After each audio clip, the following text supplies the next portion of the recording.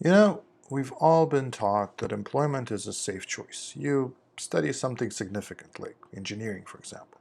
You get into your first job, you advance through your career, you set aside a certain amount every month into savings, and Bob's your uncle. Only Bob's not really your uncle, and he won't think twice before laying you off and laying off hundreds of other people if the market conditions change, if a product tanks, or if the stock price of the company you're working for drops below an arbitrary threshold.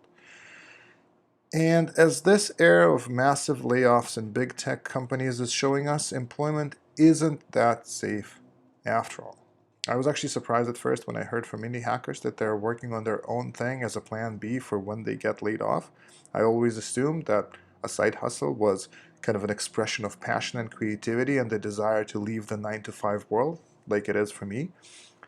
But I find myself talking to many people, dozens of people, that are perfectly happy with their job. They just don't trust that job to persist and would like to create an alternative source of income, or at least the skills required to build one.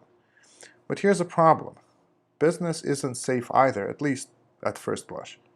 You'll face challenges with marketing that doesn't deliver results. You'll have clients who demand more than you can deliver. You'll have partners who ghost you, and maybe even payment providers that hold funds that you desperately need.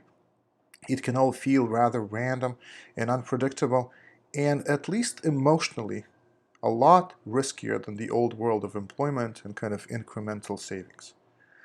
And yet, it does get better. As you learn to hedge your bets, as your marketing, sales, and copywriting skills increase, you learn to recognize better opportunities and to present your ideas to potential customers in much better ways. And as your capacity as a business person grows, so does your safety net, which for a business person is a combination of assets, skills, and networking. And this combination can get you out of almost any bind. Eventually, and this can take quite a few years, you can become so emotionally and financially robust that no natural or man-made disaster can throw you off your game. Entrepreneurship is an incredible journey of growth and self-discovery. It certainly has been for me. And whether you're 30 years old, 40 years old, or 60 years old, you still have plenty of time to experience it in full. But don't wait too much. The world is moving quickly.